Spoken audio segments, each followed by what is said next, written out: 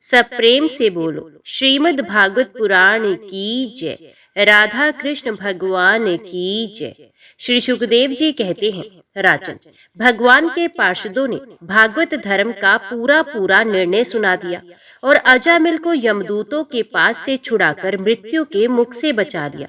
प्रिय परीक्षित, पार्षदों की ये बात सुनकर यमदूत यमराज के पास गए और उन्हें ये सारा वृत्तांत ज्यों का त्यों सुना दिया।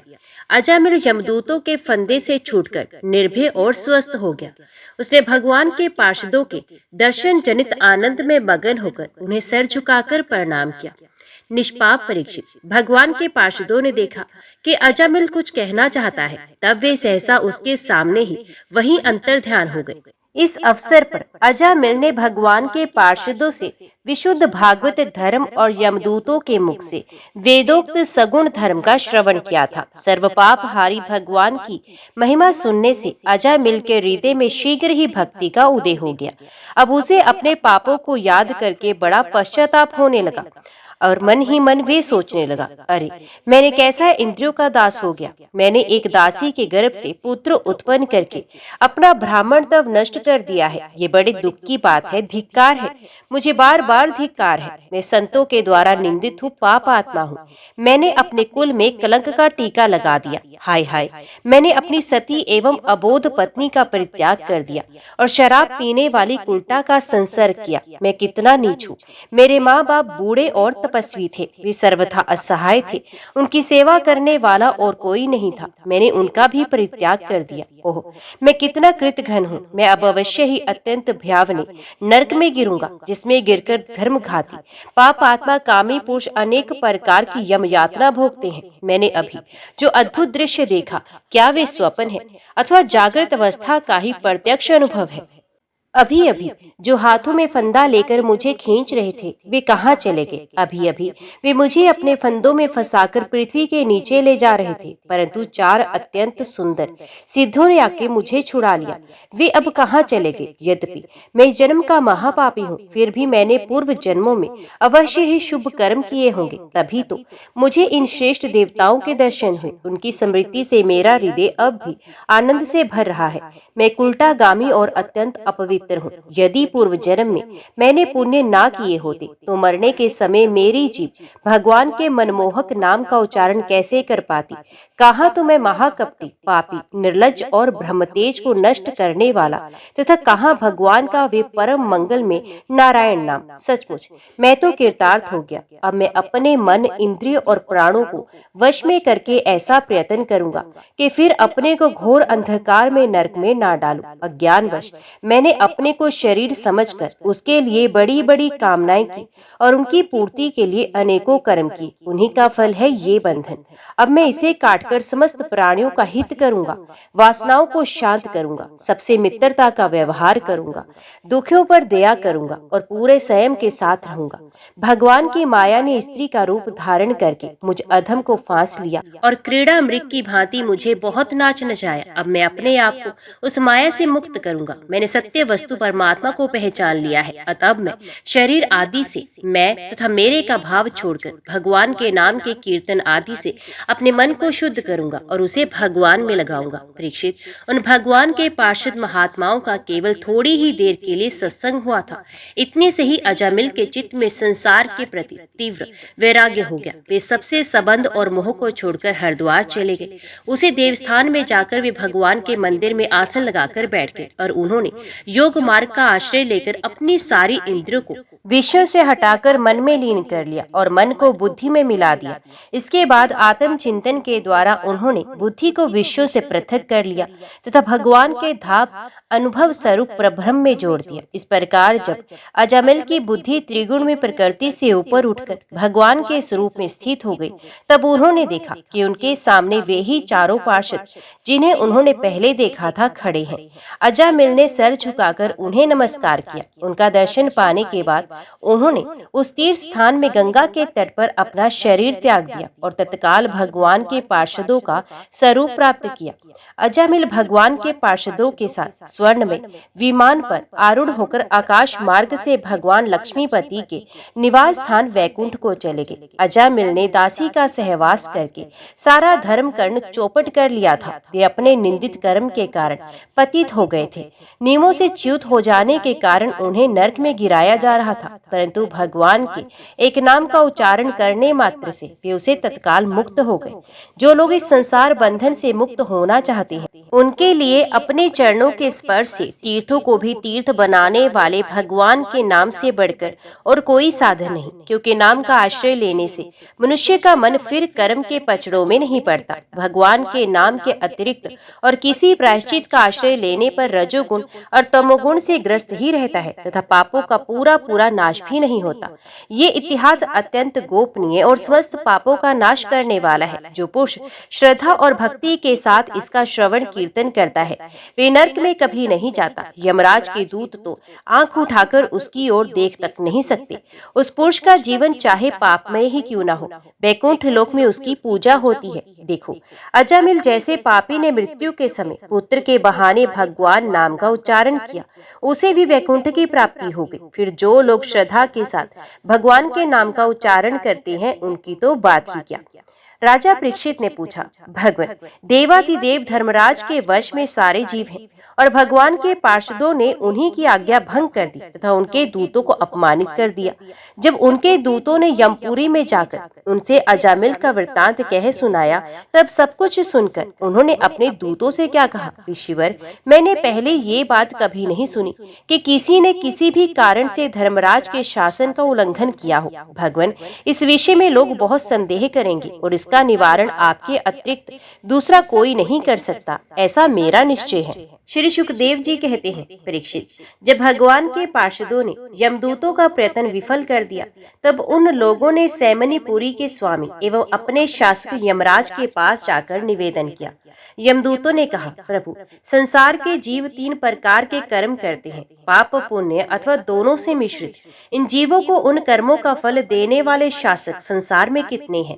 यदि संसार में दंड देने वाले बहुत से शासक हों, तो किसे सुख मिले और किसे दुख, इसकी व्यवस्था एक सी ना हो सकेगी। संसार में कर्म करने वालों के अनेक होने के कारण यदि उनके शासक भी अनेक हो, तो उन शासकों का शासक अपना नाममात्र के सामंत होते हैं। इसलिए हम तो ऐसा समझते हैं कि अकेले आप ही समस्त प्राणियों और उनके स्वामियों के भी अधीश्वर हैं। आप ही मनुष्यों के पाप और पुण्यों के निर्णायक, दंडदाता और शासक हैं। प्रभु, अब तक संसार में कहीं भी आपके द्वारा नियत किए हुए दंड की अवहेलना नहीं हुई थी, किंतु इस समय 4 अद्भुत सिद्धों ने आपकी आज्ञा का उल्लंघन कर दिया है। प्रभु, आपकी आज्ञा से हम लोग एक पापी को यातना गृह की ओर ले जा रहे थे, परंतु उन्होंने बलपूर्वक आपके फंदे काटकर उसे छुड़ा दिया। हम आपसे उनका रहस्य जानना चाहते हैं। यदि आप हमें सुनने का अधिकारी समझे तो कहें। प्रभु, बड़े ही आश्चर्य की बात हुई कि इधर तो अजामिल के मुंह से नारायण ये शब्द निकला और उधर वे डरो मत कहते हुए झटपट वहां पहुंचे। जब दूतों ने इस प्रकार प्रश्न किया, तब देव शिरोमणि प्रजा के शासक भगवान यमराज ने प्रसन्न होकर श्रीहरि के चरण कमलों का स्मरण करते हुए उनसे कहा। यमराज ने कहा, दूतों, मेरे अतिरिक्त एक और ही चराचर जगत के स्वामी हैं। उन्हीं में ये संपूर्ण जगत सूत में वस्त्र के समान ओतप्रोत है। उन्हीं के अंश ब्रह्मा, विष्णु और शंकर इस जगत की उत्पत्ति, स्थिति और प्रलय करते हैं। उन्हीं ने सारे जगत को नथे हुए बैल के समान अपने अधीन कर रखा है। मेरे प्यारे दूतों, जैसे किसान अपने बैलों को पहले छोटी छोटी रस्सियों में बांधकर फिर उन रस्सियों को एक बड़ी आड़ी रस्सी में बांध देते हैं, वैसे ही जगदीश्वर भगवान ने भी ब्राह्मण आदि वर्ण और ब्रह्मचर्य आदि आश्रम रूप छोटी छोटी नाम की रस्सियों में बांधकर फिर सब नामों को वेद वाणी रूप बड़ी रस्सी में बांध रखा है। इस प्रकार सारे जीव नाम एवं कर्म रूप बंधन में बंधे हुए भयभीत होकर उन्हें ही अपना सर्वस्व भेंट कर रहे हैं। दूतों, मैं इंद्र, नृत्य, वरुण, चंद्रमा, अग्नि, शंकर, वायु, सूर्य, ब्रह्मा, 12 आदित्य, विश्व देवता, 8 वसु, साध्य, 49 मरुत, सिद्ध, 11 रुद्र, रजोगुण एवं तमोगुण से रहित भृगु आदि प्रजापति और बड़े बड़े देवता सबके सब सत्व प्रधान होने पर भी उनकी माया के अधीन है तथा भगवान कब क्या किस रूप में करना चाहते हैं इस बात को नहीं जानते, तब दूसरों की तो बात ही क्या। दूतों, जिस प्रकार घट पट आदि रूपवान पदार्थ अपने प्रकाशक नेत्र को नहीं देख सकते, वैसे ही अंतकरण में अपने साक्षी रूप से स्थित परमात्मा को कोई भी प्राणी इंद्रिय, मन, प्राण, हृदय या वाणी आदि किसी भी साधन के द्वारा नहीं जान सकता। वे प्रभु सबके स्वामी और स्वयं परम स्वतंत्र हैं। उन्हीं मायापति पुरुषोत्तम के दूत उन्हीं के समान परम मनोहर रूप, गुण और स्वभाव से संपन्न होकर इस लोक में प्राय विचरण किया करते हैं। विष्णु भगवान के सुरपूजित एवं परम अलौकिक पार्षदों का दर्शन बड़ा दुर्लभ है। वे भगवान के भक्त जनों को उनके शत्रुओं से, मुझसे और अग्नि आदि सब विपत्तियों से सर्वथा सुरक्षित रखते हैं। स्वयं भगवान ने ही धर्म की मर्यादा का निर्माण किया है। उसे ना तो ऋषि जानते हैं, न देवता या सिद्धगण ही। ऐसी स्थिति में मनुष्य विद्याधर, चारण और असुर आदि तो जान ही कैसे सकते हैं। भगवान के द्वारा निर्मित भागवत धर्म परम शुद्ध और अत्यंत गोपनीय है। उसे जानना बहुत ही कठिन है। जो उसे जान लेता है वे भगवत स्वरूप को प्राप्त हो जाता है। भागवत धर्म का रहस्य हम 12 व्यक्ति ही जानते हैं। ब्रह्मा जी, देवऋषि नारद, भगवान शंकर, सनंत कुमार, कपिल देव, स्वयंभू मनु, प्रहलाद, जनक, भीष्म पितामह, बलि, शुकदेव जी और मैं धर्मराज। इस जगत में जीवों के लिए बस यही सबसे बड़ा कर्तव्य परम धर्म है कि वे नाम कीर्तन आदि उपायों से भगवान के चरणों में भक्ति भाव प्राप्त करें। प्रिय दूतों, भगवान के नाम उच्चारण की महिमा तो देखो। अजामिल जैसा पापी भी एक बार नाम उच्चारण करने मात्र से मृत्यु पास से छुटकारा पा गया। भगवान के गुण, लीला और नामों का भली भांति कीर्तन मनुष्यों के पापों का सर्वथा विनाश कर दे। ये कोई उसका बहुत बड़ा फल नहीं, क्योंकि अत्यंत पापी अजामिल ने मरने के समय चंचल जी से अपने पुत्र का नाम नारायण उच्चारण किया। उस नाम भास मात्र से ही उसके सारे पाप तो क्षीण हो ही गए, मुक्ति की भी प्राप्ति होगी। बड़े बड़े विद्वानों की बुद्धि कभी भगवान की माया से मोहित हो जाती है। वे कर्मों के मीठे मीठे फलों का वर्णन करने वाली अर्थवाद रूपिणी वेद वाणी में ही मोहित हो जाते हैं और यज्ञ यज्ञादि बड़े बड़े कर्मों में ही संलग्न रहते हैं तथा भगवान के नाम की महिमा को नहीं जानते। ये कितने खेद की बात है। प्रिय दूतों, बुद्धिमान पुरुष ऐसा विचार कर भगवान अनंत में ही संपूर्ण अंतकरण से अपना भक्ति भाव स्थापित करते हैं। वे मेरे दंड के पात्र नहीं। पहली तो बात यह है कि वे पाप करते ही नहीं, परंतु यदि कदाचित संयोगवश कोई पाप बन भी जाए तो उसे भगवान का गुणगान तत्काल नष्ट कर देता है। जो समदर्शी साधु भगवान को ही अपना साध्य और साधन दोनों समझकर उन पर निर्भर है, बड़े बड़े देवता और सिद्ध उनके पवित्र चरित्रों का प्रेम से गान करते हैं। मेरे दूतों, भगवान की गदा उनकी सदा रक्षा करती है। उनके पास तुम लोग कभी भूलकर भी मत फटकना। उन्हें दंड देने के सामर्थ्य न हम में है, न साक्षात काल में। बड़े बड़े परमहंस दिव्य रस के लोभ से संपूर्ण जगत और शरीर आदि से भी अपनी अहंता ममता हटाकर अकिंचन होकर निरंतर भगवान मुकुंद के पादार विंद का मकरंद रस पान करते हैं। जो दुष्ट उस दिव्य रस से विमुख हैं और नरक के दरवाजे घर गृहस्थी की तृष्णा का बोझा बांधकर उसे ढो रहे हैं, उन्हीं को मेरे पास बार बार लाया करो। जिनकी जीभ भगवान के गुणों और नामों का उच्चारण नहीं करती, जिनका चित्त उनके चरणार विंदों का चिंतन नहीं करता और जिनका सर एक बार भी भगवान श्री कृष्ण के चरणों में नहीं झुकता, उन भगवत सेवा विमुख पापियों को ही मेरे पास लाया करो। आज मेरे दूतों ने भगवान के पार्षदों का अपराध करके स्वयं भगवान का ही तिरस्कार किया है। ये मेरा ही अपराध है। पुराण पुरुष भगवान नारायण हम लोगों का ये अपराध क्षमा करें। हम अज्ञानी होने पर भी उनके निजन हैं और उनकी आज्ञा पाने के लिए अंजलि बांधकर सदा उत्सुक रहते हैं। अतः भगवान के लिए यही योग्य है कि वे क्षमा कर दें। करते। मैं उन सर्वंतर्यामी एकरस अनंत प्रभु को नमस्कार करता हूँ। परीक्षित, इसलिए तुम ऐसा समझ लो कि बड़े बड़े पापों का सर्वोत्तम, अंतिम और पाप वासनाओं को भी निर्मूल कर डालने वाला प्रायश्चित यही है कि केवल भगवान के गुण, लीलाओं और नामों का कीर्तन किया जाए। इसी से संसार का कल्याण हो सकता है। जो लोग बार बार भगवान के उदार और कृपापूर्ण चित्रों का श्रवण कीर्तन करते हैं, उनके हृदय में प्रेम में भक्ति का उदय हो जाता है। उस भक्ति में जैसी आत्मशुद्धि होती है, वैसी चंद्रायण आदि व्रतों से नहीं होती। जो मनुष्य भगवान श्री कृष्ण के चरणार विंद मकरंद रस का लोभी भ्रमर है, वे स्वभाव से ही माया के अपात रम्य, दुखद और पहले से ही छोड़े हुए विषयों में फिर नहीं रमता। किंतु जो लोग उस दिव्य रस से विमुख हैं, कामनाओं ने जिनकी विवेक बुद्धि पर पानी फेर दिया है, वे अपने पापों का मार्जन करने के लिए पुनः प्रायश्चित रूप कर्म ही करते हैं। इससे होता ये है कि उनके कर्मों की वासना मिटती ही नहीं और फिर के वैसे ही दोष कर बैठते हैं। जब यमदूतों ने अपने स्वामी धर्मराज के मुख से इस प्रकार भगवान की महिमा सुनी और उसका स्मरण किया, तब उनके आश्चर्य की सीमा न रही। तभी से वे धर्मराज की बात पर विश्वास करके अपने नाश की आशंका से भगवान के आश्रित भक्तों के पास नहीं जाते, और तो क्या, वे उनकी ओर आंख उठाकर देखने में भी डरते हैं। प्रिय परीक्षित, ये इतिहास परम गोपनीय, अत्यंत रहस्यमय मलय पर्वत पर विराजमान भगवान अगस्त्य जी ने श्रीहरि की पूजा करते समय मुझे ये सुनाया था। राजा परीक्षित ने पूछा, भगवान, आपने संक्षेप से इस बात का वर्णन किया कि स्वयंभू मनवंतर में देवता, असुर, मनुष्य, सर्प और पशु पक्षी आदि की सृष्टि कैसे हुई।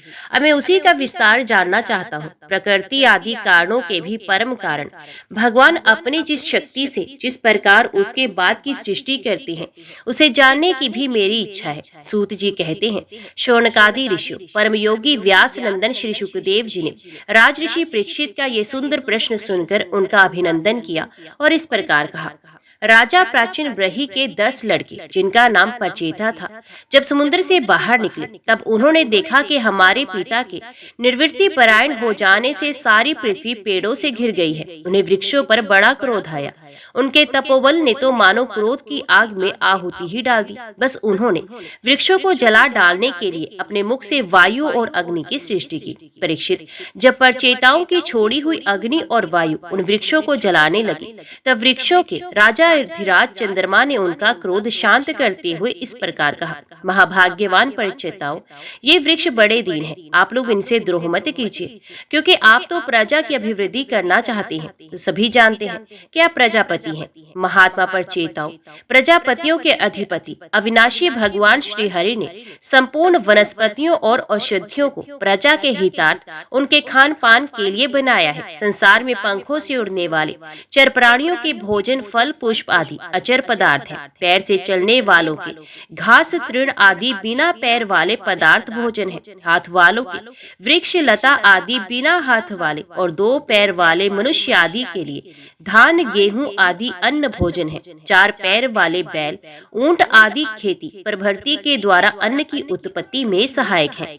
निष्पाप प्रचेताओं, आपके पिता और देवाधिदेव भगवान ने आप लोगों को ये आदेश दिया है कि प्रजा की सृष्टि करो। ऐसी स्थिति में आप वृक्षों को जला डालें, ये कैसे उचित हो सकता है। आप लोग अपना क्रोध शांत करें और अपने पिता, पितामह, परपितामह आदि के द्वारा सेवित सत्पुरुषों के मार्ग का अनुसरण करें। जैसे माँ बाप बालकों की, पल के नेत्रों की, पति पत्नी की, गृहस्थ भिक्षुकों की और ज्ञानी अज्ञानियों की रक्षा करते हैं और उनका हित चाहते हैं, वैसे ही प्रजा की रक्षा और हित का उत्तरदायी राजा का होता है। परचेताओं, समस्त प्राणियों के हृदय में सर्वशक्तिमान भगवान आत्मा के रूप में विराजमान है। इसलिए आप लोग सभी को भगवान का निवास स्थान समझें। यदि आप ऐसा करेंगे तो भगवान को प्रसन्न कर लेंगे। जो पुरुष हृदय के उबलते हुए भयंकर क्रोध को आत्म विचार के द्वारा शरीर में ही शांत कर लेता है, बाहर नहीं निकलने देता, वे काल क्रम से तीनों गुणों पर विजय प्राप्त कर लेता है। इन दीनहीन वृक्षों को और ना जलाइए, जो कुछ बच रहे हैं उनकी रक्षा कीजिए, इससे आपका कल्याण होगा। इस श्रेष्ठ कन्या का पालन इन वृक्षों ने ही किया है, इससे आप लोग पत्नी के रूप में स्वीकार कीजिए। परीक्षित, वनस्पतियों के राजा चंद्रमा ने प्रचेताओं को इस प्रकार समझा बुझाकर उन्हें प्रमलोचा अप्सरा की सुंदरी कन्या दे दी और वे वहां से चले गए। प्रचेताओं ने धर्म अनुसार उसका पानी ग्रहण किया। उन्हीं प्रचेताओं के द्वारा उस कन्या के गर्भ से प्राचेतस दक्ष की उत्पत्ति हुई। फिर दक्ष की प्रजा सृष्टि से तीनों लोक भर गए। इनका अपनी पुत्रियों पर बड़ा प्रेम था। इन्होंने जिस प्रकार अपने संकल्प और वीर्य से विविध प्राणियों की सृष्टि की, वे मैं सुनाता हूँ, तुम सावधान होकर सुनो। पहले प्रजापति दक्ष ने जल, थल और आकाश में रहने वाले देवता, असुर एवं मनुष्य आदि प्रजा की सृष्टि अपने संकल्प से ही की। जब उन्होंने देखा कि वे सृष्टि बढ़ नहीं रही, तब उन्होंने विंध्याचल के निकटवर्ती पर्वतों पर जाकर बड़ी घोर तपस्या की। वहाँ एक अत्यंत श्रेष्ठ तीर्थ है, उसका नाम है अघमशयन। वे सारे पापों को धो बहाता है। प्रजापति दक्ष उस तीर्थ से त्रिकाल स्नान करते और तपस्या के द्वारा भगवान की आराधना करते। प्रजापति दक्ष ने इंद्रियातीत भगवान की स्तोत्र से स्तुति की। उसी से भगवान उन पर प्रसन्न हुए। वे मैं तुम्हें स्तुति सुनाता हूँ। दक्ष प्रजापति ने इस प्रकार स्तुति की, भगवान आपकी अनुभूति, आपकी चित्त शक्ति अमोघ है। आप जीव और प्रकृति से परे, उनके नियंता और उन्हें सत्ता स्फूर्ति देने वाले हैं। जिन जीवों ने त्रिगुण में सृष्टि को ही वास्तविक सत्य समझ रखा है, वे आपके स्वरूप का साक्षात्कार नहीं कर सके हैं, क्योंकि आप तक किसी भी प्रमाण की पहुंच नहीं है। आपकी कोई अवधि, कोई सीमा नहीं। आप स्वयं प्रकाश और परात्पर हैं। मैं आपको नमस्कार करता हूँ। यूं तो जीव और ईश्वर एक दूसरे के सखा है तथा इस शरीर में इकट्ठे ही निवास करते हैं, परंतु जीव सर्वशक्तिमान आपके सख्य भाव को नहीं जानता। ठीक वैसे ही जैसे रूप, रस, गंध आदि विषय अपने प्रकाशित करने वाली नेत्र, घ्राण आदि इंद्रिय वृत्तियों को नहीं जानते, क्योंकि आप जीव और जगत के दृष्टा हैं, दृश्य नहीं। महेश्वर, मैं आपके श्री चरणों में नमस्कार करता हूँ। देह, प्राण, इंद्रिय, अंतकरण की वृत्तियां, पंच महाभूत और उनकी तन मात्रा, ये सब जड़ होने के कारण अपने को और अपने से अतिरिक्त को भी नहीं जानते, परंतु जीव इन सब को और इनके कारण सत्व, रज और तम, इन तीन गुणों को भी जानता है, परंतु वे भी दृश्य अथवा ज्ञेय रूप से आपको नहीं जान सकता, क्योंकि आप ही सबके ज्ञाता और अनंत हैं। इसलिए प्रभु, मैं तो केवल आपकी स्तुति करता हूँ। जब समाधि काल में प्रमाण, विकल्प और विपर्य रूप विविध ज्ञान और स्मरण शक्ति का लोप हो जाने से इस नाम रूपात्मक जगत का निरूपण करने वाला मन उपरत हो जाता है, उस समय बिना मन के भी केवल सच्चिदानंदमय अपनी स्वरूप स्थिति के द्वारा आप प्रकाशित होते रहते हैं। प्रभु, आप शुद्ध हैं और शुद्ध हृदय मंदिर ही आपका निवास स्थान है। आपको मेरा नमस्कार है।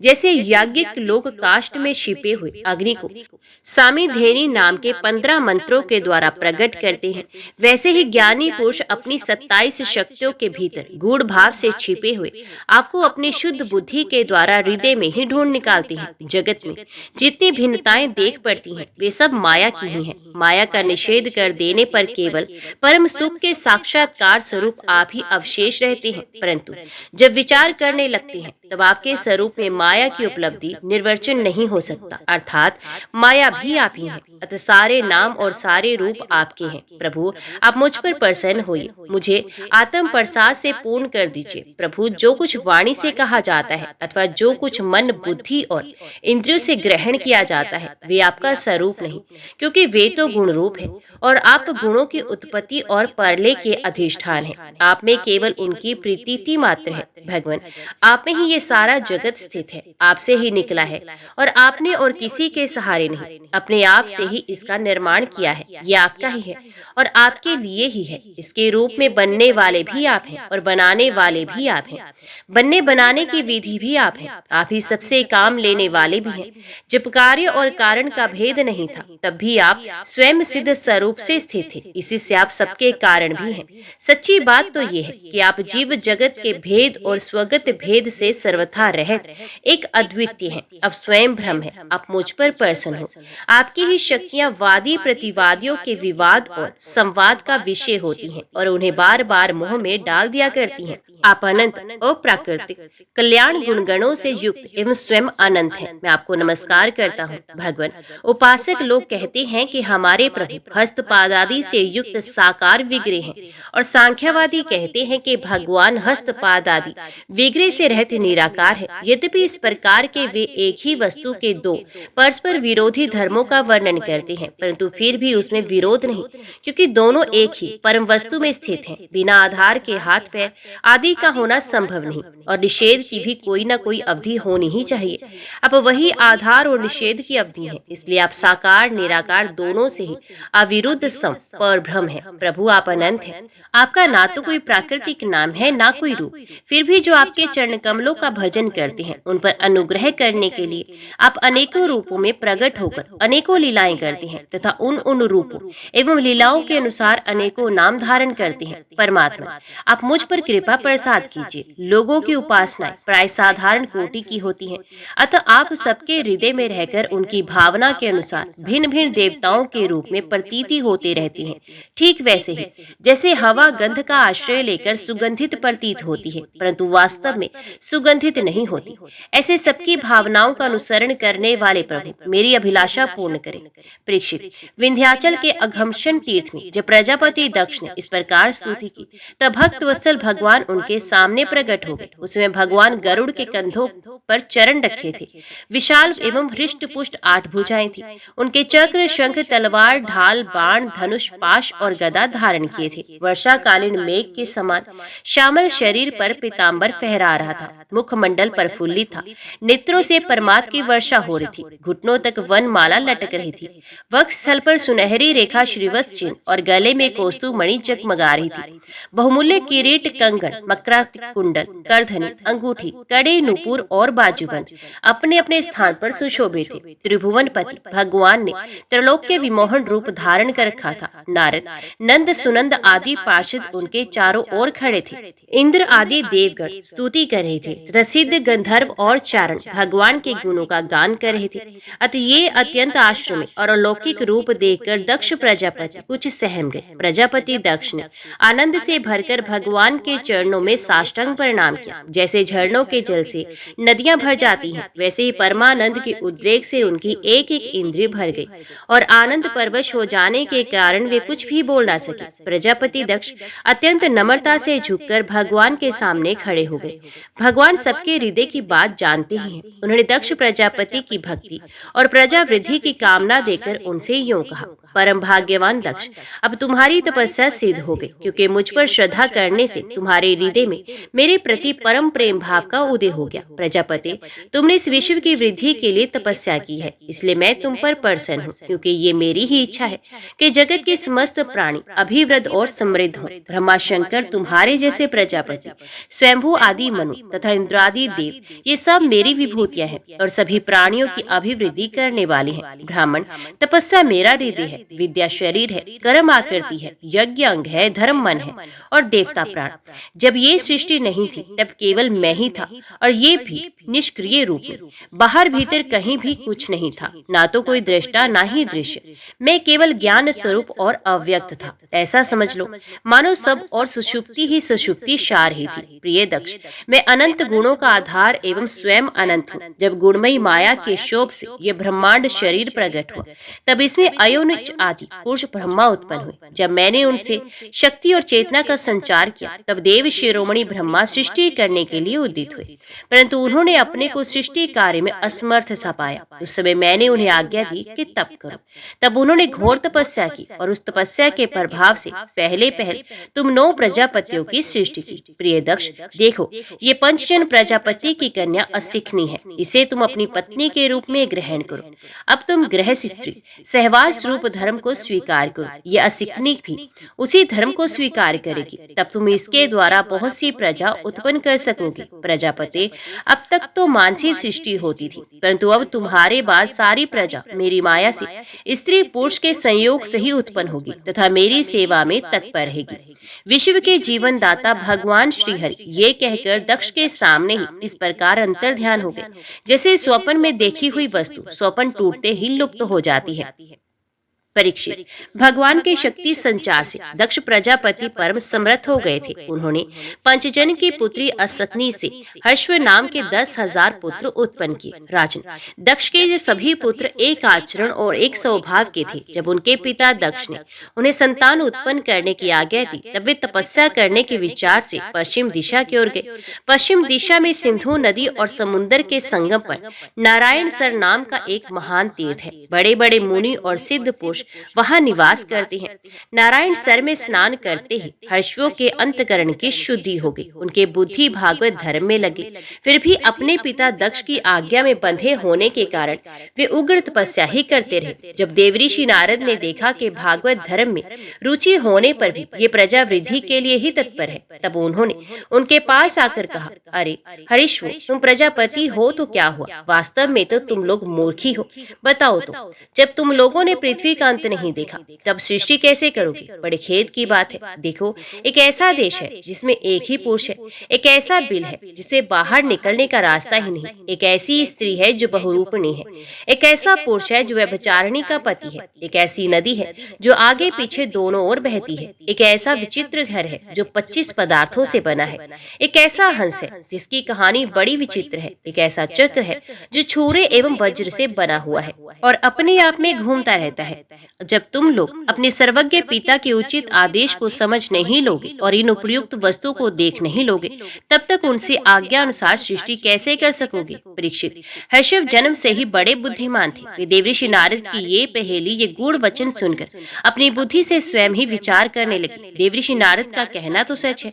ये लिंग शरीर ही जिसे साधारण जीव कहते हैं, पृथ्वी है और यही आत्मा का अनादि बंधन है। इसका अंत देखे बिना मोक्ष के अनुपयोगी कर्मों में लगे रहने से क्या लाभ? सचमुच ईश्वर एक है। वे जागृत आदि तीनों अवस्थाओं और उनके अभिमानियों से भिन्न उनका साक्षी तुरई है। वही सबका आश्रय है, परंतु उसका आश्रय कोई नहीं, वही भगवान है। उस प्रकृति आदि से अतीत नित्य मुक्त परमात्मा को देखे बिना भगवान के प्रति असमर्पित कर्मों से जीव को क्या लाभ? जैसे मनुष्य बिल रूप पाताल में प्रवेश करके वहां से नहीं लौट पाता, वैसे ही जीव जिसको प्राप्त होकर फिर संसार में नहीं लौटता, जो स्वयं अंतर ज्योति स्वरूप है, उस परमात्मा को जाने बिना विनाशवान स्वर्ग आदि फल देने वाले कर्मों को करने से क्या लाभ? ये अपनी बुद्धि ही बहुरूपणी और सत्व रज आदि गुणों को धारण करने वाली व्यभिचारिणी स्त्री के समान है। इस जीवन में इसका अंत जाने बिना, विवेक प्राप्त किए बिना अशांति को अधिक का अधिक बढ़ाने वाले कर्म करने का प्रयोजन ही क्या है? ये बुद्धि ही कुलटा स्त्री के समान है। इसके संग से जीव रूप पुरुष का ऐश्वर्य, इसकी स्वतंत्रता नष्ट हो गई है। इसी के पीछे पीछे वे उल्टा स्त्री के पति की भांति ना जाने कहां कहां भटक रहा है। इसकी विभिन्न गतियों चालों को जाने बिना ही विवेक रहित कर्मों से क्या सिद्धि मिलेगी? माया ही दोनों ओर बहने वाली नदी है। ये सृष्टि भी करती है और प्रलय भी। जो लोग इससे निकलने के लिए तपस्या, विद्या आदि तट का सहारा लेने लगते हैं, उन्हें रोकने के लिए क्रोध, अहंकार आदि के रूप में वे और भी वेग से बहने लगती है। जो पुरुष उसके वेग से विवश अनभिज्ञ है, वे माइक कर्मों से क्या लाभ उठाएगा? ये 25 तत्व ही एक अद्भुत घर है। पुरुष उनका आश्रय में आश्रय है। वही समस्त कार्य कारणात्मक जगत का अधिष्ठाता है। ये बात ना जानकर सच्चा स्वतंत्र प्राप्त किए बिना झूठी स्वतंत्रता से किए जाने वाले कर्म व्यर्थ ही हैं। भगवान का स्वरूप बताने वाला शास्त्र हंस के समान निर्शीर विवेकी है। वे बंधन, मोक्ष, चेतन और जड़ को अलग अलग करके दिखा देता है। ऐसे अध्यात्म शास्त्र रूप हंस का आश्रय छोड़कर उसे जाने बिना बहिर्मुख बनाने वाले कर्मों से लाभ ही क्या है? ये काल ही एक चक्र है। ये निरंतर घूमता रहता है। इसकी धार छुरे और वज्र के समान तीखी है और ये सारे जगत को अपनी ओर खींच रहा है। इसको रोकने वाला कोई नहीं। ये परम स्वतंत्र है। ये बात ना जानकर कर्मों के फल को नित्य समझकर जो लोग सकाम भाव से उनका अनुष्ठान करते हैं, उन्हें उन अनित्य कर्मों से क्या लाभ होगा? शास्त्र ही पीता है, क्योंकि दूसरा जन्म शास्त्र के द्वारा ही होता है और उसका आदेश कर्मों में लगना नहीं, उनसे निर्वृत्त होना है। इसे जो नहीं जानता वे गुणमय शब्द आदि विषयों पर विश्वास कर लेता है। अब वे कर्मों से निवृत्त होने की आज्ञा का पालन भला कैसे कर सकता है? परीक्षित, हर्षवर्धन ने एक मत से यही निश्चय किया और नारद जी की परिक्रमा करके वे उस मोक्ष पथ के पथिक बन गए, जिस पर चलकर फिर लौटना नहीं पड़ता। इसके बाद देवऋषि नारद स्वर ब्रह्म में संगीत लहरी में अभिव्यक्त हुए। भगवान श्री कृष्ण चंद्र के चरण कमलों में अपने चित्त को अखंड रूप से स्थिर करके लोक लोक लोकांतरों में विचरण करने लगे।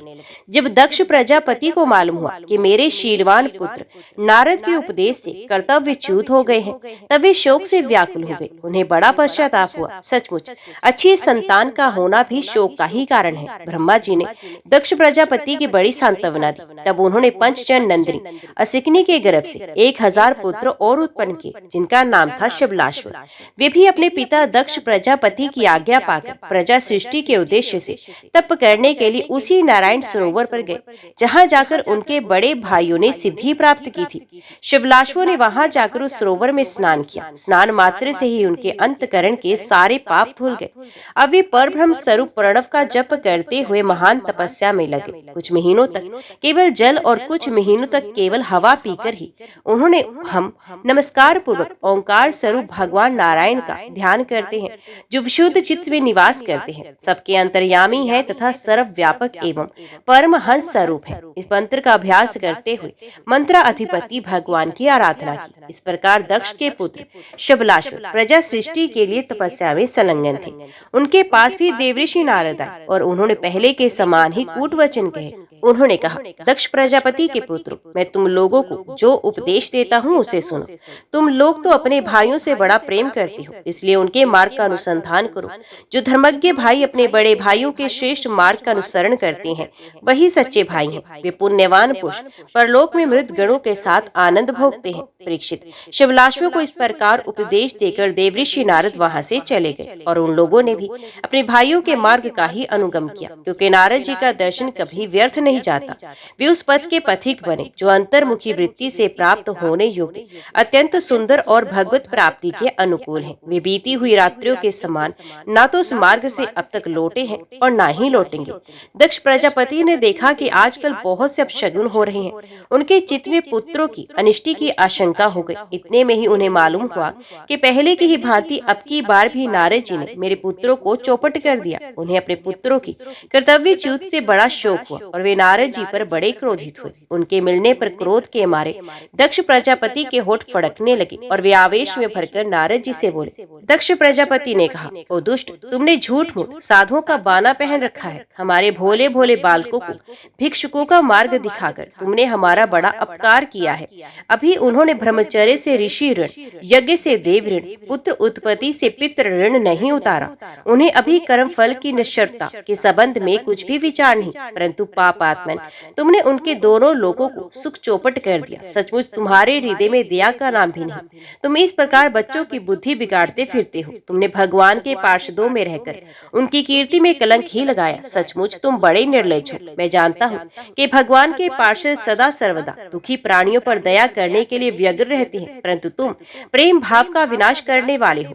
तुम उन लोगों से भी वैर करते हो जो किसी से वैर नहीं करते। यदि तुम ऐसा समझते हो कि वैराग्य से ही स्नेह पाश विषयासक्ति का बंधन कट सकता है, तो तुम्हारा ये विचार ठीक नहीं, क्योंकि तुम्हारे जैसे झूठ मूठ वैराग्य का स्वांग भरने वालों से किसी को वैराग्य नहीं हो सकता। नारद, मनुष्य विषयों का अनुभव किए बिना उनकी कटुता नहीं जान सकता, इसलिए उनकी दुख रूपता का अनुभव होने पर स्वयं जैसा वैराग्य होता है वैसा दूसरों के बहकाने से नहीं होता। तुम तो हमारी वंश परंपरा का उच्छेद करने पर ही उतारू हो रहे हो। तुमने फिर हमारे साथ वही दुष्टता का व्यवहार किया, इसलिए मूर्ख, जाओ लोक लोकांतरों में भटकते रहो। कहीं भी तुम्हारे लिए ठहरने को ठोर नहीं होगी। श्री सुखदेव जी कहते हैं, परीक्षित, संत शिरोमणि देवऋषि नारद ने बहुत अच्छा कहकर दक्ष का शाप स्वीकार किया। संसार में बस साधुता इसी का नाम है कि बदला लेने की शक्ति रहने पर भी दूसरे का किया हुआ अपकार सह लिया जाए। ओम नमो भगवते वासुदेवाय नमः। जय श्री राधे कृष्णा। आज की वीडियो में इतना ही। उम्मीद करती हूँ वीडियो आपको पसंद आई होगी। वीडियो पसंद आई हो तो वीडियो को लाइक और चैनल को सब्सक्राइब जरूर कीजिएगा। जय श्री हरे लिखकर कमेंट बॉक्स में अपनी हाजिरी और अपने सुझाव देना ना भूलेगा। तो मिलते हैं अगली कथा अगली वीडियो के साथ। तब तक के लिए देखते व सुनते रहिए। जय मां कंजक, जय माता दी।